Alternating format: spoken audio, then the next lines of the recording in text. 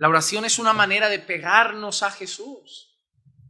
Juan 15:5, el Señor Jesús dijo: yo soy la vid, vosotros los sarmientos. El que permanece en mí, yo en él, ese da mucho fruto, porque separados de mí nada podéis hacer. Sí, estamos en Cristo. Eso es una de las mejores noticias que tenemos. Estamos en Cristo. Es una de las cosas que más nos alegra. Estamos en Cristo. Nos encanta leer Efesios y decir: ¿el tema cuál es? ¿El tema cuál es, pastor? ¿Cuál es el tema? En Cristo. Pues pégate a Él. La teoría la sabes, pero no vives como si estuvieras en Él. Vives como si Él estuviera ahí lejos, solamente en el trono a la diestra de Dios, pero tú estás en Él. A través de la oración es como nos apegamos cada día a Él, lo buscamos cada día a Él, nos acercamos cada día a Él, le rogamos cada día a Él. En la oración somos como ese sarmiento que corre a la vid, en busca de más y más vida, de más y más vida, de más socorro, de más ayuda, de más fuerza, de más sabiduría, de más orientación. La gente que más ora es la gente que más da fruto. Te voy a dar un ejemplo para que lo entiendas. He conocido personas de línea reformada, pedantes, soberbias, pero que tienen un conocimiento que yo ni abro la boca cuando les escucho hablar. Pero miro su vida y no quiero parecerme a ellos en nada. Me gustaría saber lo que saben, pero no me gustaría ser como ellos son. Es casi como cuando Jesús dice de los escribas y fariseos: haced lo que dicen, no hagáis lo que hacen. Pero me he encontrado a gente de esas iglesias de la sierra, pequeñitas, con un pastor simple, que no tienen dinero para biblioteca, que no se pueden costear cada mes un libro de 20 euros, ni tienen 1000 euros para comprarse la aplicación Logos, y no tienen acceso al wifi o al wifi, como dirían los más técnicos, y no tienen acceso para ver buenos comentarios, y no debaten entre ellos qué comentarios se leen. Ellos son gente de campo y de pueblo, tienen su Biblia y sus rodillas. Y llegas allí con tu corbata, tu elegancia, tu iPad, tu tablet, les das una clase magistral, te sientas a la mesa y la humildad que brota de ellos te avergüenza. Porque ellos no hablan y te enseñan más que lo que tú has enseñado en el sermón. ¿Y sabes por qué? Porque esa gente solo hace dos cosas: lee y ora, lee y ora, lee y ora. Y me he encontrado familia y gente y conocidos que son de ramas que no compartimos y de denominaciones que su teología no nos gusta, pero casualmente hay algunas denominaciones que hacen mucho hincapié en la oración, el ayuno y la búsqueda fervorosa, y esa gente vive en santidad, hermano. Esa gente pelea, esa gente batalla con la carne. Igual tienen que arreglar un par de doctrinas, estoy totalmente de acuerdo, pero miro su vida y digo: ojalá yo fuera tan fervoroso, ojalá yo tuviera esa fe, ojalá yo tuviera ese carácter tan piadoso, tan sabio, tan humilde, tan santo. ¿Sabes lo que pasa? Que el conocimiento es necesario, pero no es solo conocimiento lo que necesitamos adquirir. Necesitamos sumar baños de oración a nuestra vida. Pero para orar hay que aprender a hacerlo. En Lucas 11:1 dice así: y aconteció que estando Jesús orando en cierto lugar, cuando terminó, le dijo uno de sus discípulos: Señor, enséñanos a orar, así como Juan enseñó también a sus discípulos. Mira qué interesante. Óyeme, es muy bueno esto. A mí, por ejemplo, me invitan a muchos talleres de predicación. Uno ahora quiere aprender y hace talleres de predicación. En la iglesia se dan muchos talleres de predicación. Todo el mundo quiere aprender a predicar. Esa gente tuvo al mejor de los predicadores y le preguntaron cómo oraba. Hoy la gente le da igual cómo orar, quiere saber cómo predicar, quiere saber cómo... Y está bien, enseñar a predicar está bien. Pero ahí tú ves lo que algo vieron los discípulos para que lo que le pidieran a Jesús no fuera: enséñanos a predicar. Enséñanos a orar. Y lo más interesante es que no dice solo enséñanos a orar, dice enséñanos a orar como Juan también enseñó a sus discípulos a orar. Algo había en Jesús y algo había en Juan que llevó a los discípulos de ambos a pedir lo mismo. Queremos orar como vosotros. Seguro que pensaban una cosa. Lo que sale de ellos sale por cómo oran a Dios. Algo hay en su oración que luego hace que pasen estas cosas. Cuando Jesús promete la llegada del Espíritu Santo, les pide que se queden haciendo una cosa. Orad y seréis llenos de poder cuando venga sobre vosotros el Espíritu Santo. Y estuvieron orando y no creo que fueran, si entiendes el contexto, 15 minutos. Cuando Pedro cae preso, la iglesia no se juntó para ver qué podía hacer legalmente. Pueden hacerlo, pero lo primero que leemos es que la iglesia hacía oración por Pedro. Y el Señor abrió la prisión. Hermano, hay algo poderoso cuando la iglesia ora. Por eso tu carne y Satanás no quieren que la iglesia ore. Es sencillo. Yo no sé si soy el único que lo ve, pero ni la carne, ni el mundo, ni el diablo quieren ver un pueblo que ora.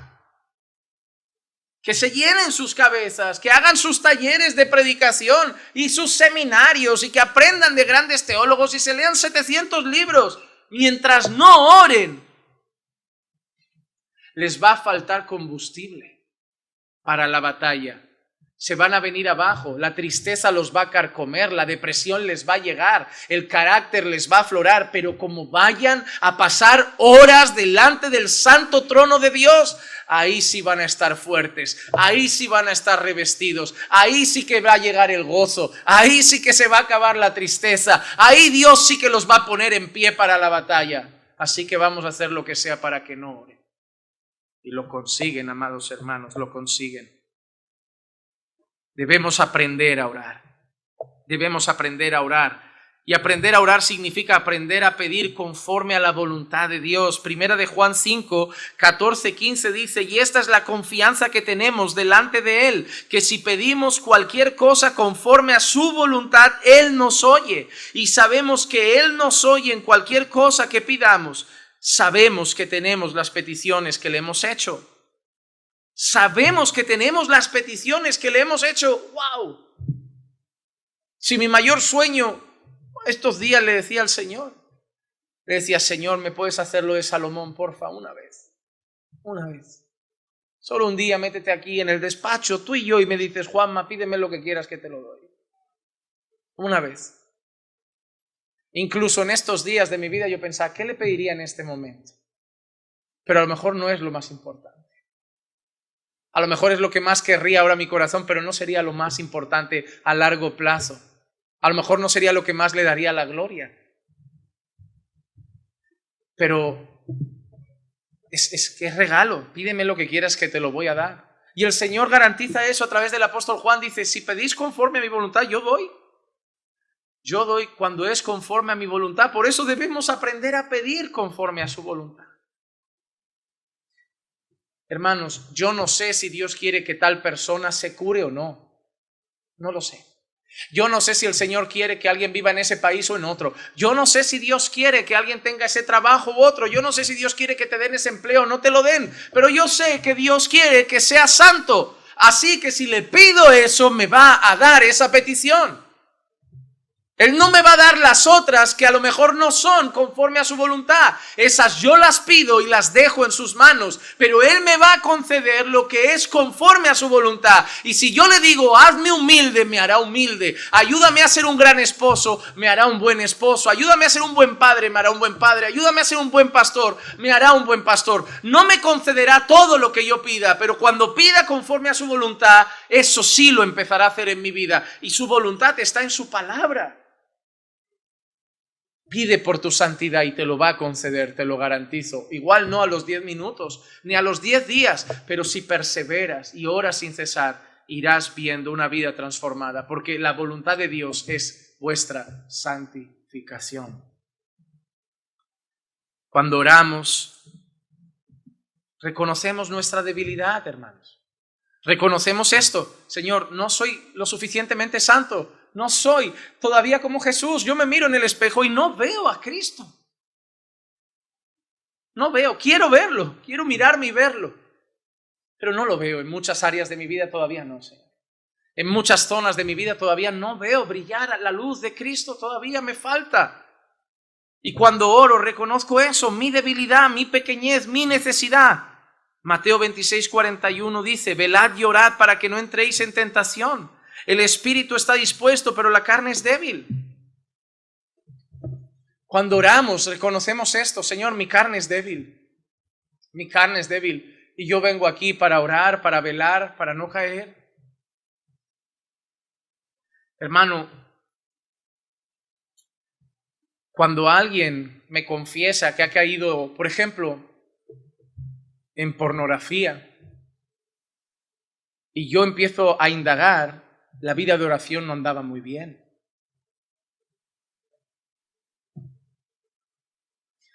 Yo he luchado en el pasado con la inmoralidad ferozmente. Y te digo, ¿sabes lo que no te da ganas de hacer eso? Pasar tiempo con Dios. Siempre lo digo, no conozco a nadie que vaya a ver pornografía después de ayunar. Nadie sale de pasar 1 hora, 2 horas, 3 horas con Dios separado, con decir, se levanta de ahí y dice, me apetece ir a hacer eso. Pero cuando vamos abandonando el ayuno, vamos despreciando la oración, la carne empieza a pedir cosas y no estoy firme para frenarla, la carne es débil. La carne es débil. Necesitamos ir a la oración para velar, para resistir, para fortalecernos ante nuestras debilidades, para percibir las tentaciones y huir de ellas. Necesitamos ir a la oración. El espíritu está dispuesto, pero la carne es débil. Eso no es una palabra de ánimo, es una advertencia. Es una advertencia. Tu carne es débil. Por eso debes ir a velar en oración. Por otro lado, ya estoy llegando al final, no hay mejor lugar para dejar nuestros pecados delante de Dios que la oración. En Daniel 9, versículos 4 y 5, Daniel dice, lloré al Señor, mi Dios, e hice confesión y dije, ay Señor, el Dios grande y temible que guarda el pacto y la misericordia para los que le aman y guardan sus mandamientos. Hemos pecado, hemos cometido iniquidad, hemos hecho lo malo, nos hemos rebelado y nos hemos apartado de tus mandamientos y de tus ordenanzas. Hermano, ¿dónde debemos llevar nuestros pecados? Debemos llevarlos a Dios en confesión para luego con su ayuda abandonarlos y dejarlos ahí en esa confesión y no volver a practicarlos.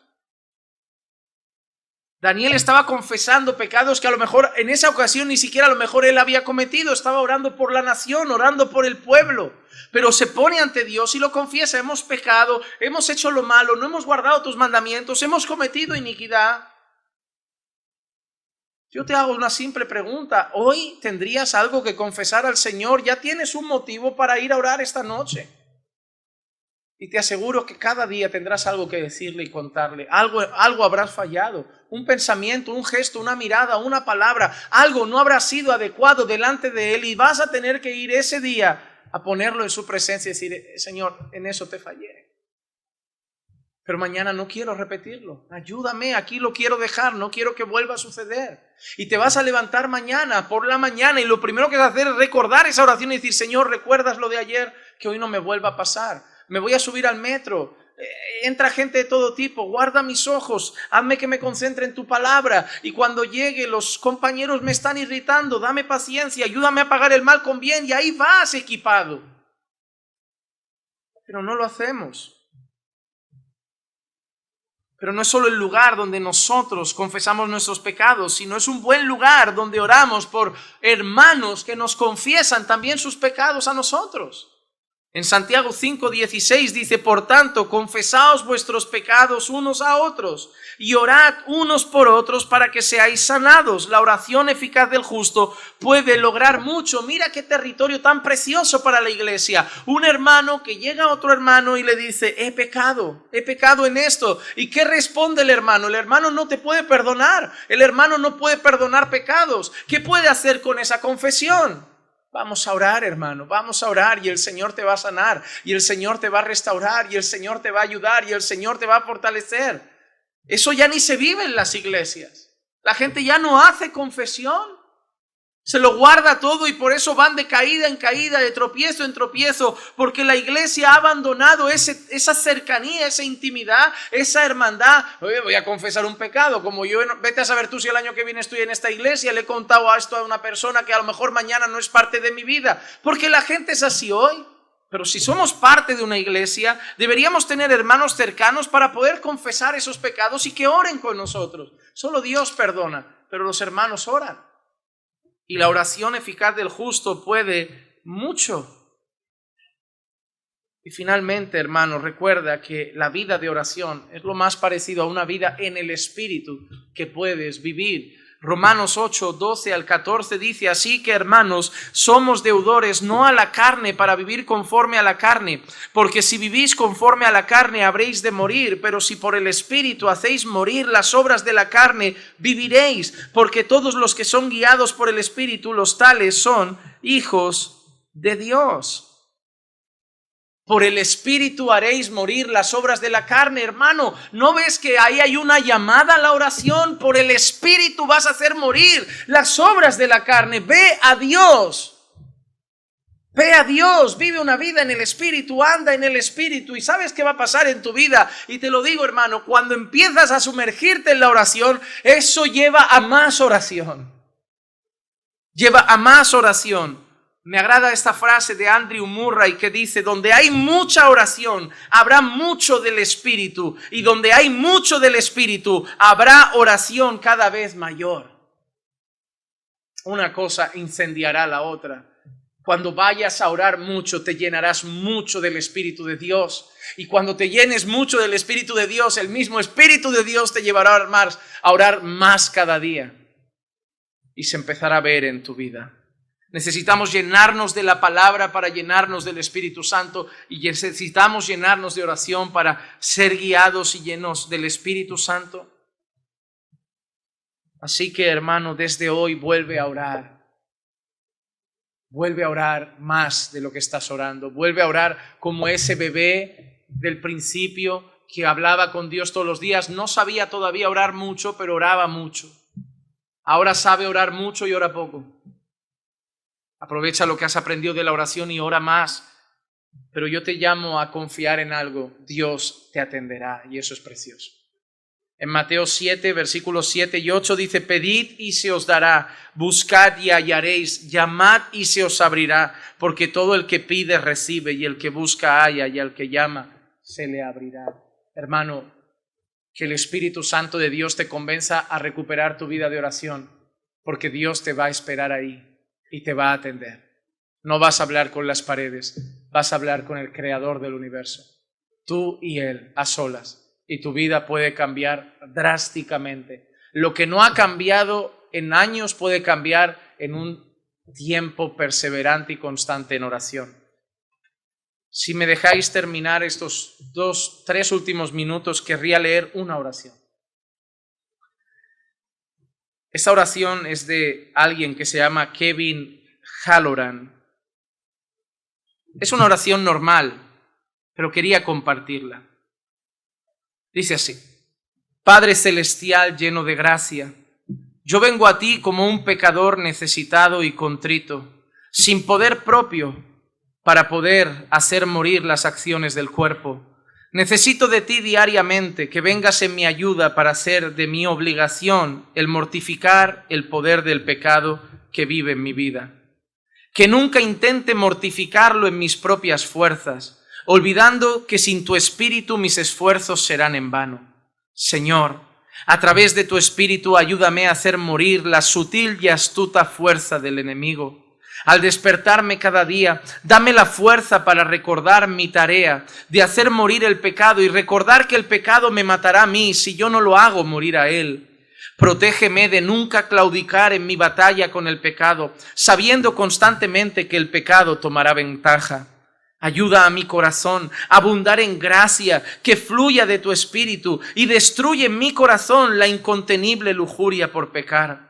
Dame una vida caracterizada por la mortificación del pecado y dame vida, vigor y consuelo para mi vida y para esta batalla. Señor, recuérdame cada día esforzarme por tener total obediencia y así debilita el poder del pecado en mi vida. Ayúdame a conocer los métodos y las ocasiones del éxito del pecado y a luchar y a esforzarme constantemente por la santidad.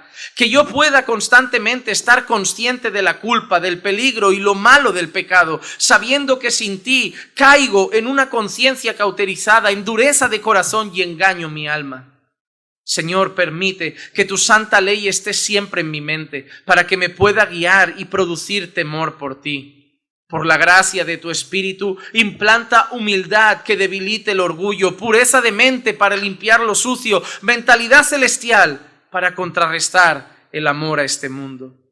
Que tu Espíritu produzca que mi corazón abunde en gracia y en los frutos que son contrarios a la carne, consume y exhibe la raíz de mi pecado, trae la cruz de Cristo a mi corazón a través de la fe.